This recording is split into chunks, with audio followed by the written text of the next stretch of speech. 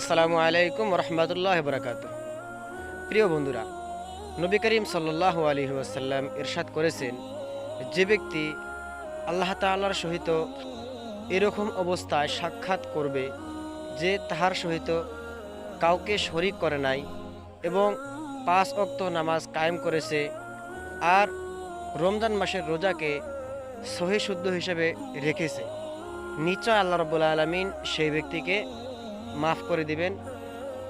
তো বন্ধুরা, আল্লাহ রাব্বুল আলামিনের কাছে যদি আমরা সমস্ত কিছু থেকে যদি ক্ষমা পাইতে চাই, তাহলে আল্লাহর সহিত কাউকে শরিক করা যাবে না এবং আমাদের সবাইকে 5 ওয়াক্ত নামাজকে জিম্মাদারি সহকারে পড়তে হবে এবং কি রমজান মাস আসলে সেই রমজান মাসের রোজাগুলিকে আমাদের সবাইকে সহিশুদ্ধ হিসেবে রাখতে হবে। তবে আমরা আল্লাহ রাব্বুল আলামিনের দরবারে